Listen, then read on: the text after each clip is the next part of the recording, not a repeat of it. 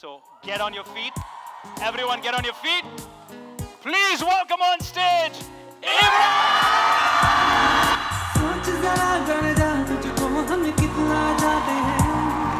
I don't have a plan. I don't really know what I'm doing. One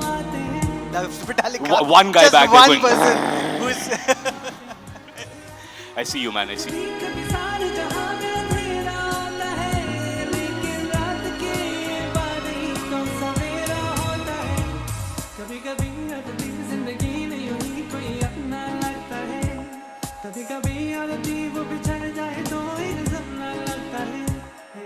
Can I just say, Imran, it is so good to have you back.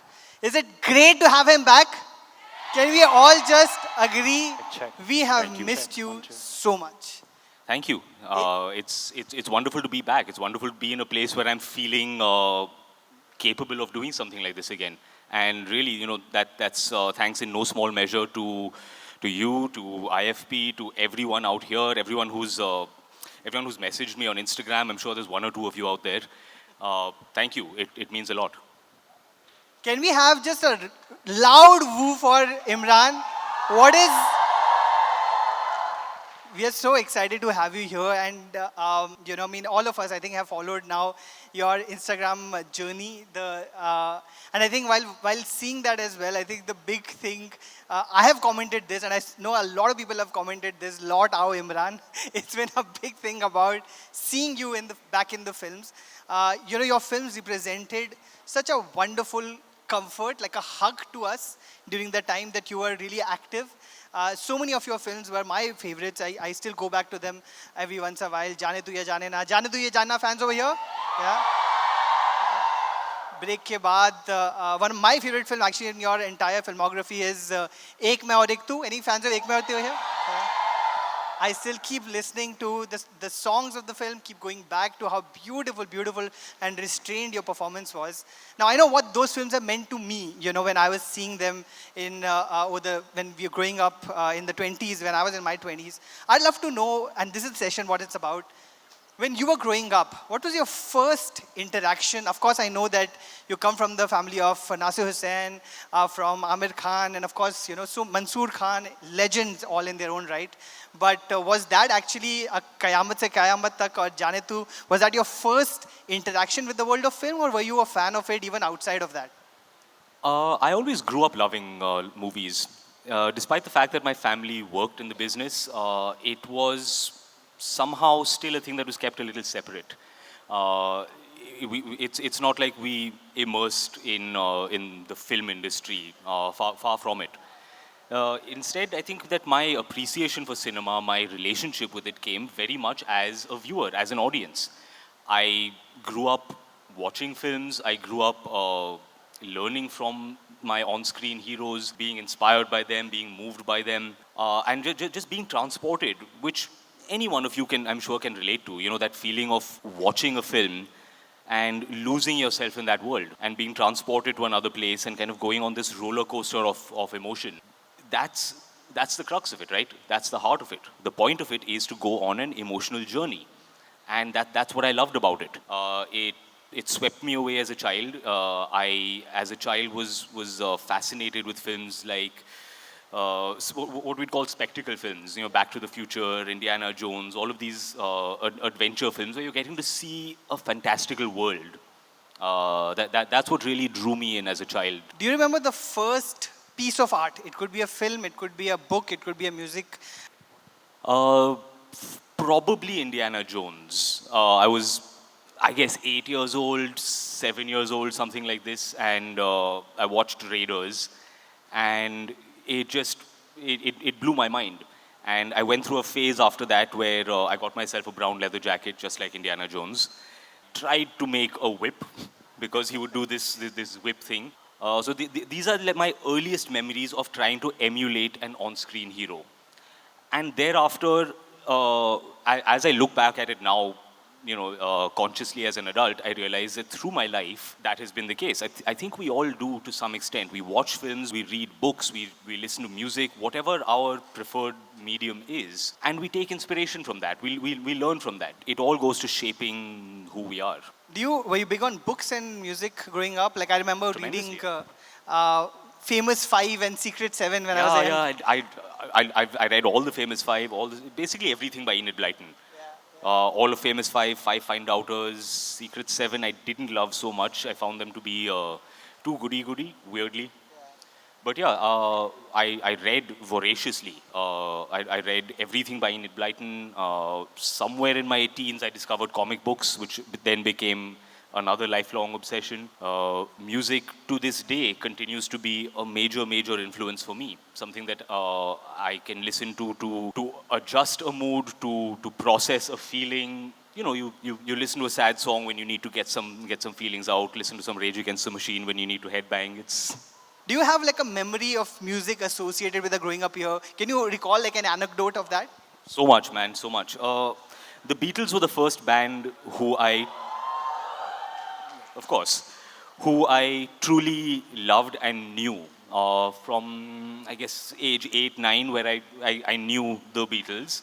I had a Walkman and I had this compilation album, The Beatles Past Masters, which is kind of a remaster of all of their greatest hits from the early days.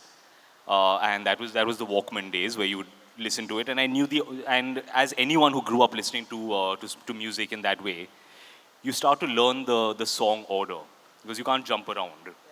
So you put the cassette on side A, and you go through, and you know which song is coming next. So that's the first band that I knew and that I actually called my favorite. Thereafter, music just kind of expanded. In my teenage years, I went dark. I was a metalhead. So it was the black Metallica T-shirts and yeah. There's one person over here who really loves Metallica. One guy Just back there one going. person who's. I see you, man. I see you. How many U2 fans there are out there? One or two.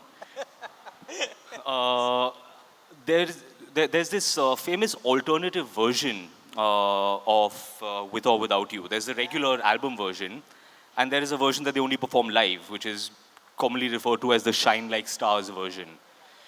So how did that relate to your love story? Did it help you feel little less? As an angsty 15-year-old whose girlfriend was in another city, it's like this guy gets me, man. He gets me. He's singing my song, and that's the thing, right? Any any piece of art, any song, any book, any film, anything that you watch that is able to touch you in such a way that you're sitting there alone and you say, "Oh my God, he sees me.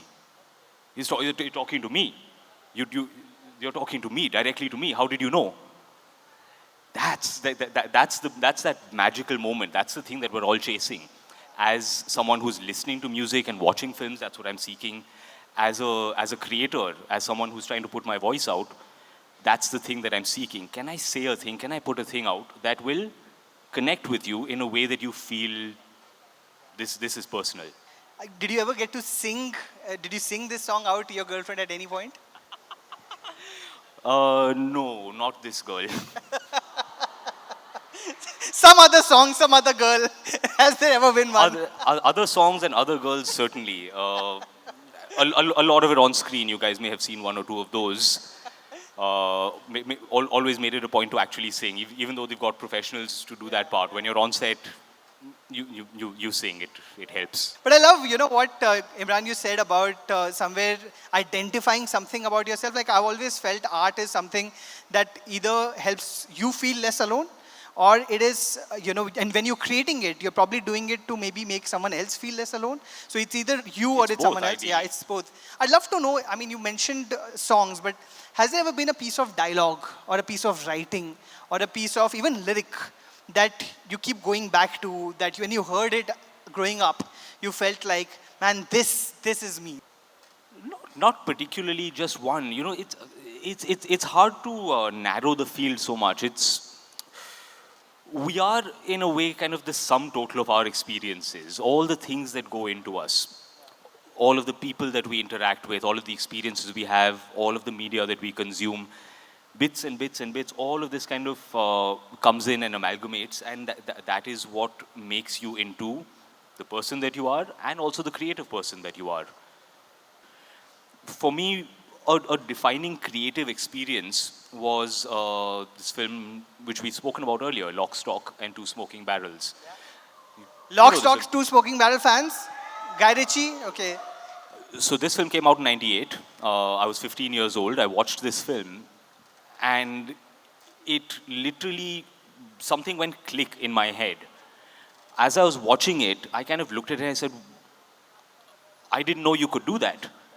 Because at the time, the film was, it had a very frenetic style, what at that moment they were calling the MTV style.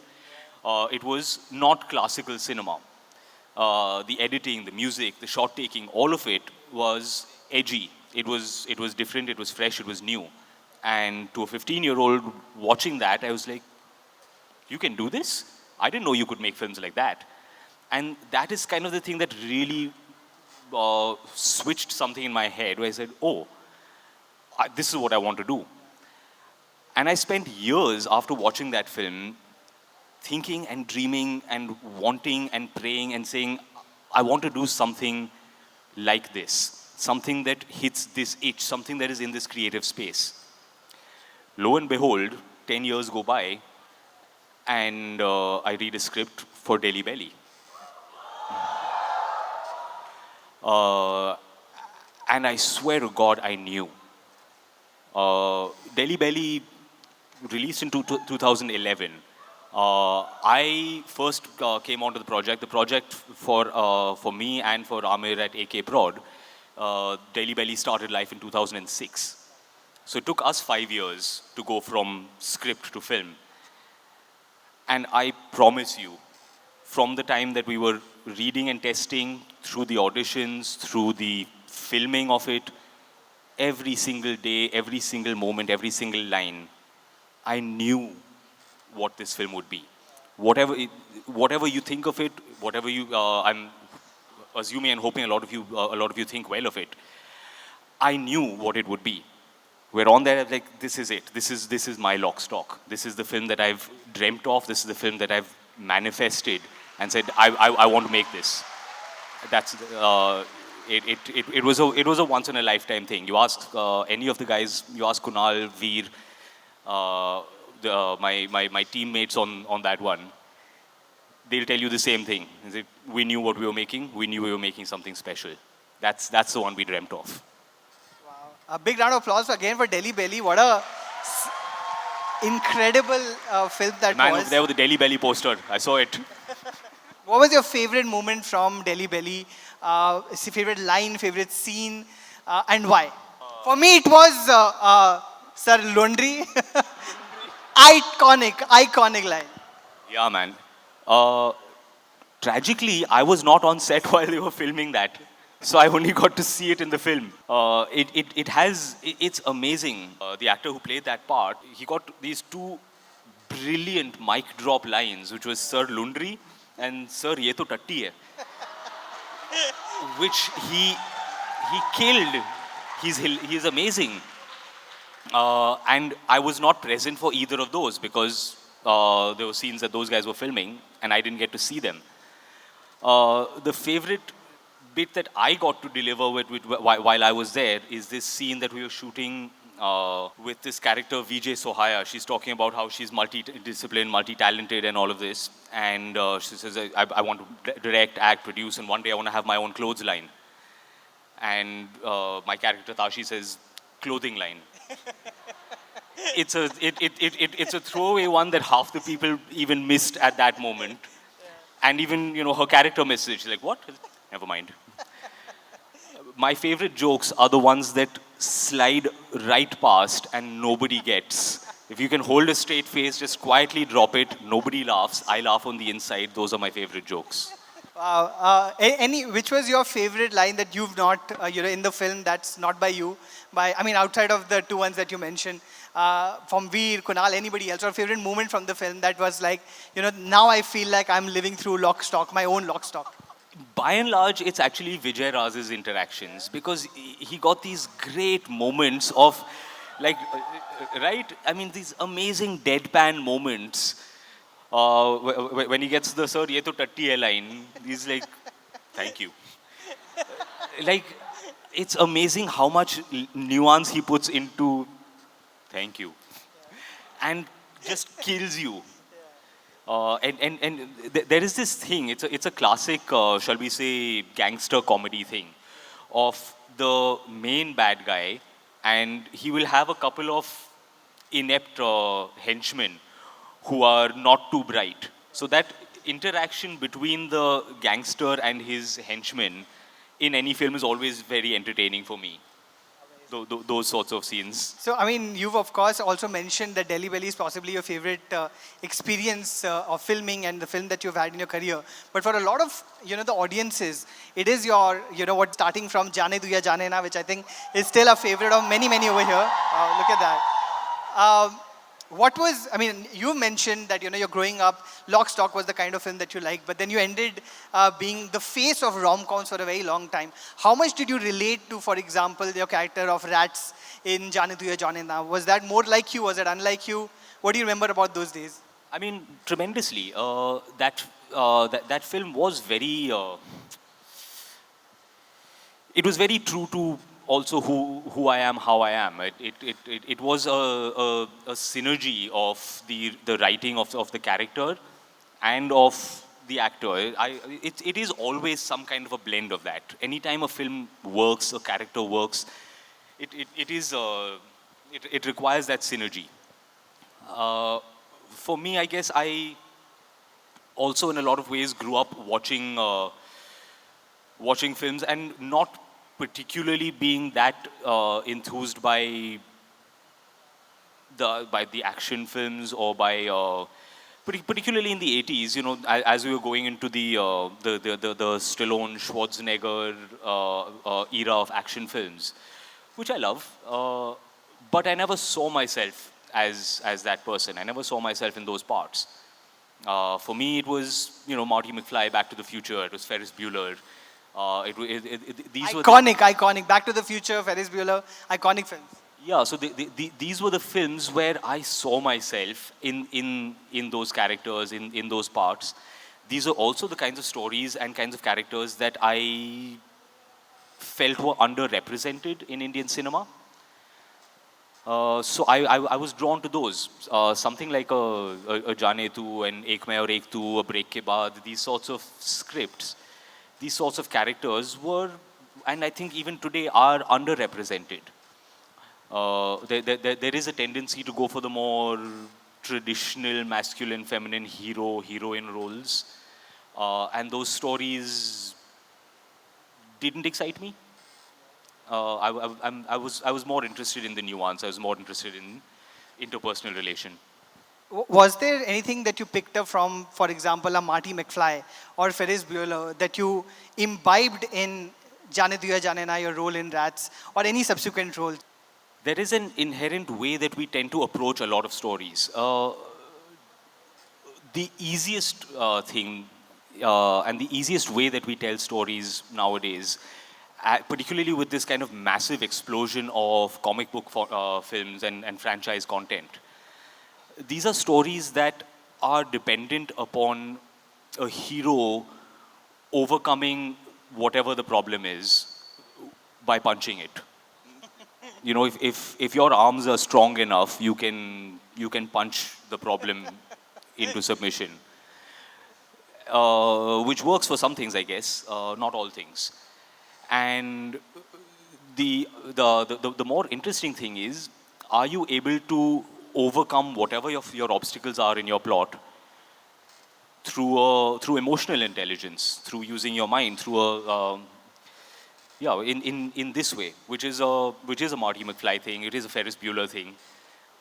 In Jaane Tu, since we're talking about it, there's this great scene early on in the film where there's like a fight in the college canteen. Janelia's character is starting a fight with this guy, and Jay gets drawn into it, and you set it up to be one of those moments where it's going to be fists, and instead he entirely subverts the thing, wraps the guy up in a story, takes him on a separate emotional journey. He says, okay, no, are we friends? No, you buy me a Coke, okay? And he confuses the guy and subverts the trope that you're expecting.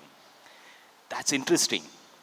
These are these are always the things that appeal to me, where I said, oh, can we tell stories like this? Can we get into a story where the solution is not the obvious one? It's not.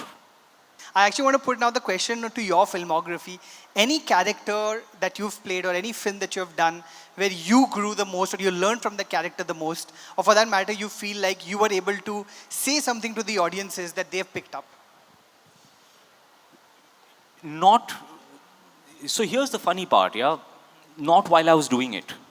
At that point, I was always kind of caught up in the minutiae of it. Here's the film. Can I do justice to this scene, to this character, and can I kind of imbibe this and communicate it truthfully? That's what we were going for. I guess it's kind of after the fact as you start to look at some stuff. In recent years, what my in recent years? Let's be more honest. In recent months, I went back and I relooked at these films, which I had not seen in years and years and years. And Jaane in particular, I found to be tremendously comforting. I really appreciated all of the characters. It is a film that is remarkably free of toxic behavior, and not just free of toxic behavior, but there is active portrayal of healthy, positive engagement. And I was 23 years old when I was making this film. I celebrated my 24th birthday on set while filming Pappu Can't Dance. So I was a kid on this film. And today, going back and watching this film, suddenly I was like, you know what? I find it to be more valuable today. And there are parts that I was like, you know what? Like Jay's got some pretty good, he's got some good ideas. I should try to be more like Jay. So it's rather than me putting something in, it's now me at the other end saying, oh, I can learn from this. I can imbibe from that film. I can't take credit. Yeah, absolutely. All of us love Jay and Aditi and their friendship. Again, all of us have taken so much from your rom-coms. I have two questions actually. One from the rom-coms front. So many of us have loved so many. Out of all the rom-coms, you mentioned Jaane Tu, you mentioned Delhi Belly as the two films that you have loved the most. Outside of these, among your rom-coms, which is the one that you love the most now that you have rewatched them, that made you feel something, and what is it that made you feel? It is, in fact, yeah. Break Ke Baad always had a very special place in my heart because of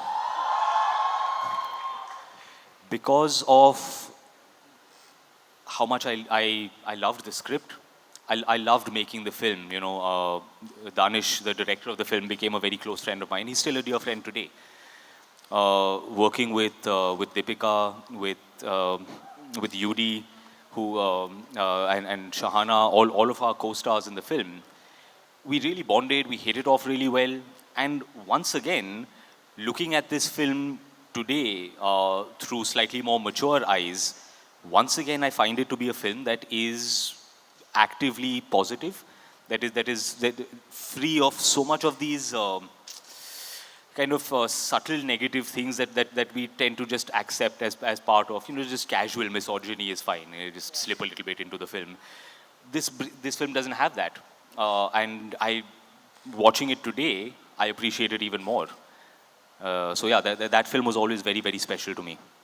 I also think it's a killer album. I love the album. You know, my favorite song is actually one that it's actually Don't Worry. Don't worry. It's one of my favorite songs.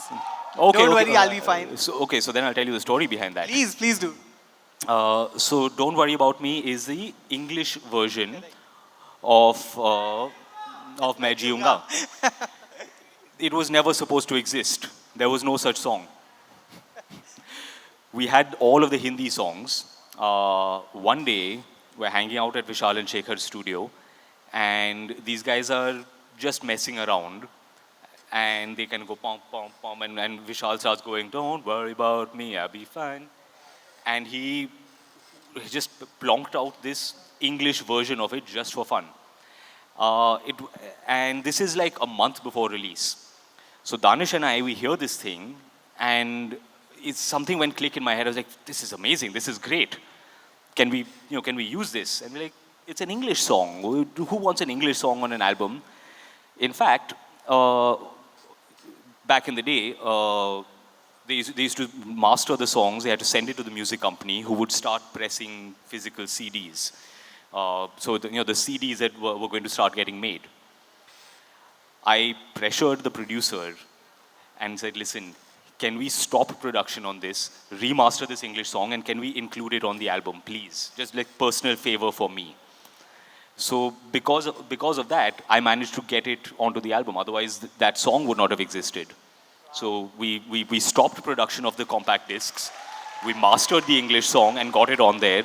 And yeah, there it is. And today it's one of my favorite tracks on the album. Well, as a huge fan, thank you for that. And if you can Thank somehow Vishal get and Shekhar. somehow if you can get Shakun and Amit to release Dheela Dheela, which is one of my favorite songs from the Ek Mere Tu background score, I'd love that. Please do that if you can. That's one of my favorite songs. Show up at Amit's studio and dig through his old hard drives. He's probably got a Kacha version on it. That's the way you have to do it. Yeah. Finally, and I'm going to go to audience questions after this, but finally, you've come back on Instagram after, I think, a couple of years. You were off, and More than a couple. and you're so authentic, Imran. You're so wholesome in everything that you say. I think you're speaking to every one of us when you write, and it just seems everything is from the heart right now. What has made you look at social media, Instagram, in this way, and what is the journey that you're on right now with your Instagram? What are you trying to say to everyone? What are you trying to? Why are you trying to engage with it? All of this assumes that I've got a plan, or that I know what I'm doing. I don't have a plan. I don't really know what I'm doing. I guess maybe some of you can relate to that. I'm just winging it. I had no intention of being back on Instagram. It just happened. Suddenly I found myself, I posted a picture from from Luck, from this old film.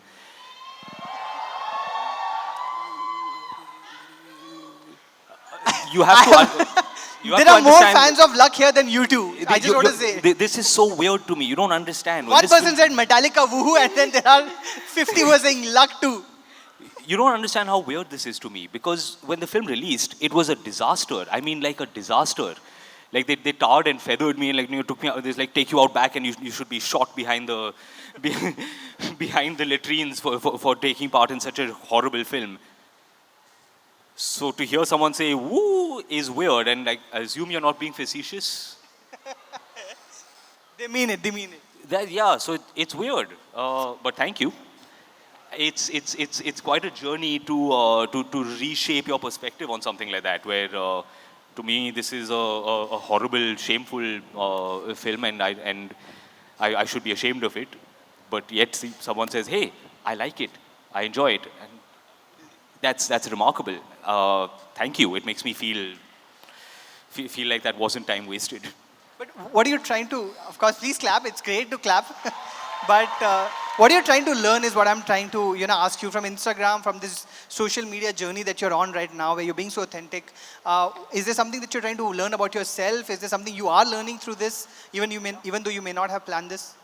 Yeah, I mean, the first thing that I've learned is this, that you have to consider any piece of art, any medium that you may communicate via. You have to consider it through the eyes of the person who sees it, the person to whom it means something. If you look at it via how many rupees did it earn on Friday, okay, that's one metric. But you look at it through the eyes of someone watches it and says, hey, this touched me, this moved me. The value of that, the value that it holds for that person, when I'm confronted with that, it's staggering. It's genuinely, since I've been back on social media, people will message me from time to time talking about a film, talking about Jaane or Ek Mein Aur Ek Tu, or so many of these films. People will people will tell me something like, this film comforted me. You know, as a child, I grew up in a toxic environment, and this film made me feel less alone. It made me feel less afraid. It comforted me. Uh, it, I, it's staggering to me, genuinely. The idea that something that I was a part of could touch someone in that way, could have that kind of value for them, is, I think, the greatest thing that any creative person, any creator could ask for. If you're lucky enough to do one thing in your life that touches one person's heart, it's huge. It's massive. If you get to do it twice, I mean, it's even bigger. That's where I am at right now. I'm grasping and understanding that, and I feel validated. I feel tremendous gratitude that I got the chance to do that. Imran, you're a big part of our lives, and growing up, our sense of cinema, this comfort and the hug that I have got through Jaane Tu Hai Jaane Na, Ek Main Ek Tu, so many of your films. I think all of us speak for that. Thank you so much for being such a wonderful, wholesome human being who has always stood for a certain kind of positive masculinity, a certain kind of positive sense of being. We've all learned so much from you and your characters.